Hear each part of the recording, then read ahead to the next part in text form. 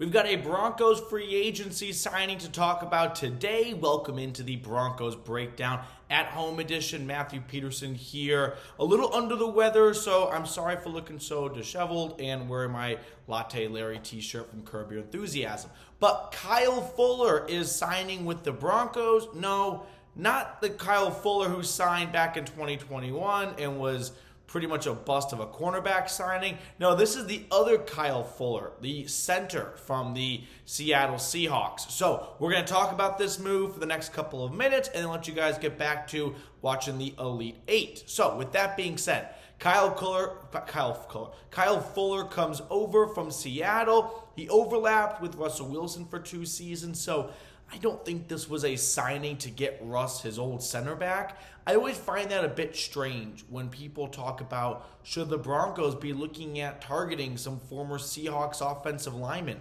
One of his biggest grievances in Seattle was always his offensive line wasn't very good.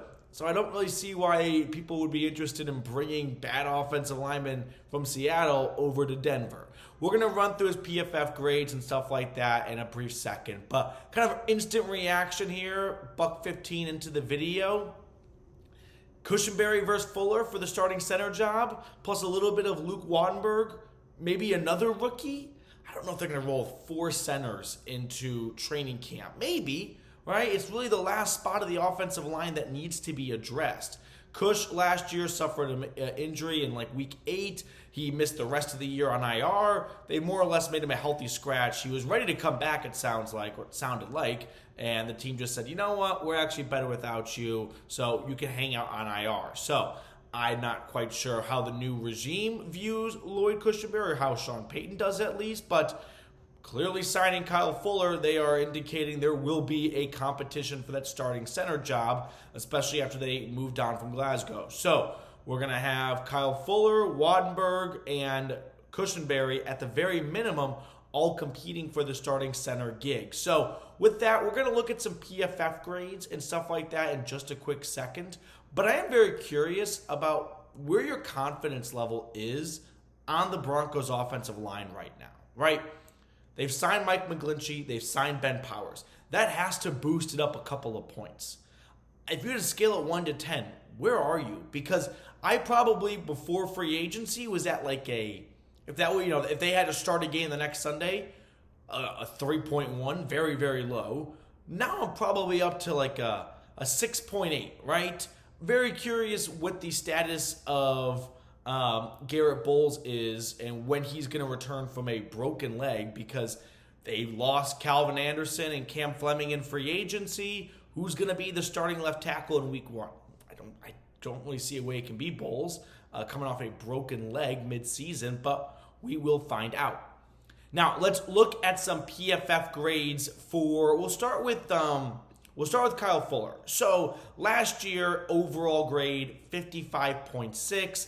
That was a career high for him, so you can look at it like, half glass full, half glass empty of, former 7th round pick from Baylor out of Houston, he's on the come up, but 55.6, that's below Lloyd Cushenberry's overall grade. His overall grade, we're talking about Cush now, is 56.2. So that was a regression from the year before, but an improvement from year 1. Again, these are all only through the eyes of PFF, which I think are a good way to measure players. I don't think it's the only way, though. So going back to Kyle Fuller, run grade was 47.7, pass 56.9, and then as for Cushenberry, his PFF grades overall 56.2, run 52.7, pass 68.6. I don't get how Cushenberry's run and pass can be substantially higher than Kyle Fuller's, but his overall grade is just a hair above it.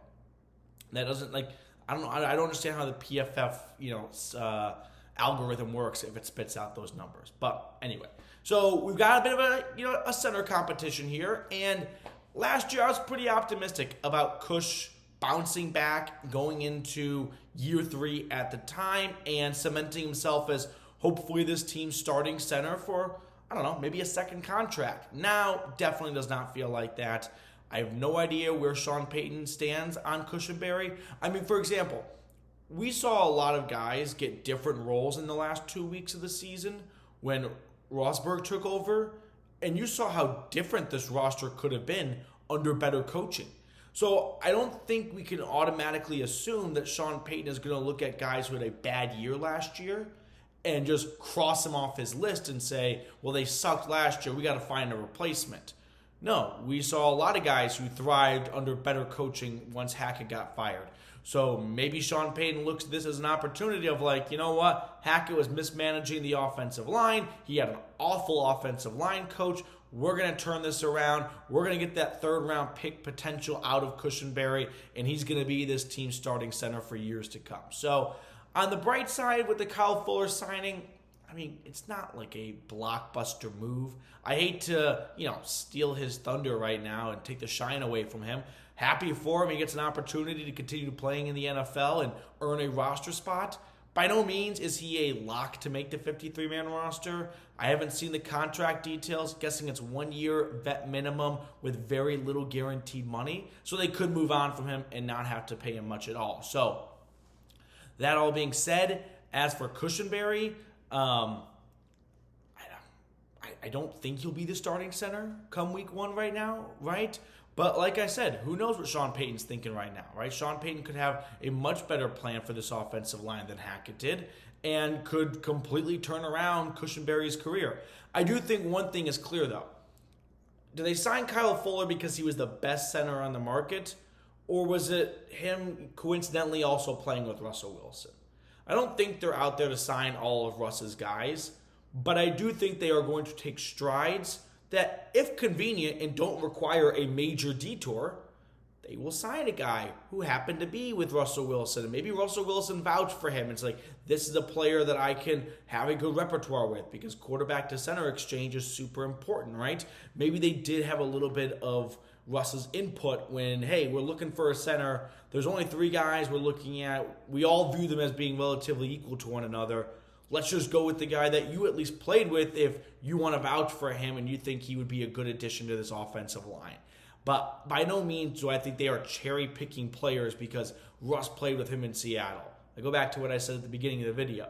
Russ was super frustrated with his offensive line in Seattle. I don't think he came to Denver, forced his way out more or less of Seattle, just to have the Broncos sign all of his ex-offensive linemen in Seattle, which was part of the reason why he wanted to leave the Seahawks in the first place. So maybe it's just a pure coincidence. Maybe it played a little bit of a factor, but Russell Wilson needs to get his act back together for 2023 and find that old vintage Russ that wasn't, he's not very far removed from. So fingers crossed that he can get back to that Pro Bowl level, all pro level. I actually was okay. Quick sidebar because it's the last 30 seconds of the video. And if you're still watching right now, shout out to you for watching all the way to the end of the video.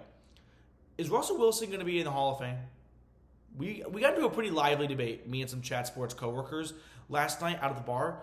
And I don't know, because the way the NFL works now with just the volume of passing, all these NFL quarterbacks this day and age are going to pass all the previous Hall of Fame quarterbacks' numbers.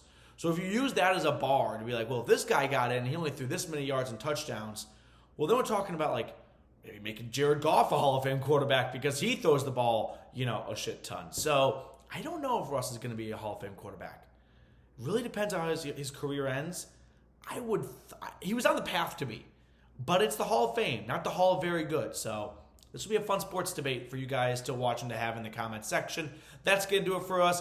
Again, appreciate you tuning in the middle of the March Madness games. Sorry for the no polo disheveled look right now. Just feeling a bit under the weather, but still wanted to get a video out to you guys. So I'll see everyone later as we get more Broncos news and rumors.